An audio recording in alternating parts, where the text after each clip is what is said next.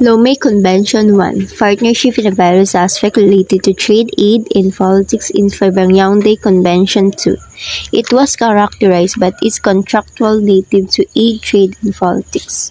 EU granted favorable access to conditions to its market for ACP countries, product which not obliged to grant similar concession to European exporters.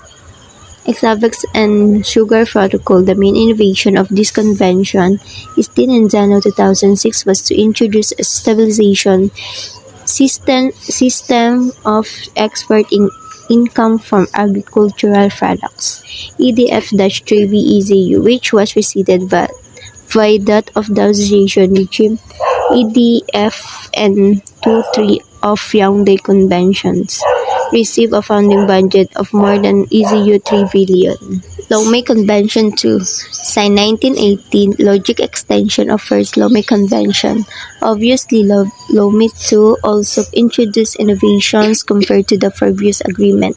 Lomé 2, 1980 to 1985 also focused on strengthening infrastructure and its founding increase of ECU 4.725 billion.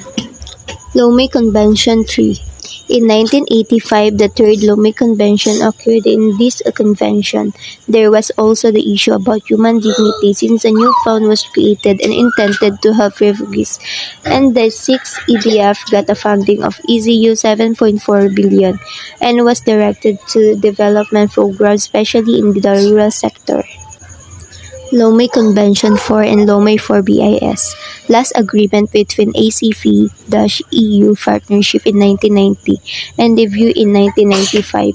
Lomé Convention took a political aspect and respect human rights, became a fundamental term of ACP-EU cooperation, which was an envelope of 24.734 billion euro for Lomé 4 projects.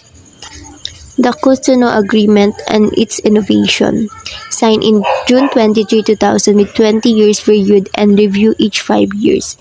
And it was as Cotonou that the three trade agreements, called economic partnership agreements, emerged, replacing 16 non-reciprocal reference system. The financial protocol of the Cotonou Agreement had a total budget of 13.8 billion euro for the 9 EDF. However, the real resources for the period 2000 to 2007 amounted to 25.1 billion euro due to the consolidation of all EDF and some funds of European Investment Bank. The 10 EDF 2008 to 2030 received a funding of 22.8 billion euro.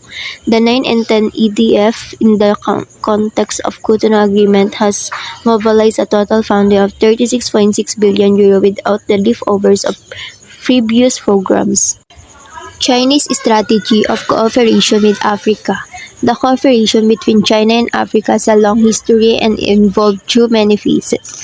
The shifts in China's African policy are closely interlinked with domestic development strategies as well as international events.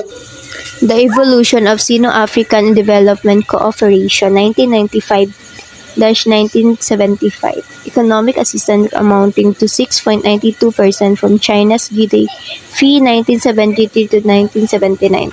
Also provided a great deal of economic assistance of the grant basis, despite the fact that China itself was struggling developing country with a few resources. China grew to 37 by the early 1970s. Between 1970 and 1975, some 16 African heads of the state visited China. At the same time, Chinese aid to Africa grew 428 million in the 1966 to nearly 1.9 billion in 1977. With the death of Mao Zedong and the subsequent policy shifts towards economic modernization under the leadership of Deng Xiaoping, China entered a new era in world politics, culminated in this establishment of formal diplomatic relations with the United States in 1979.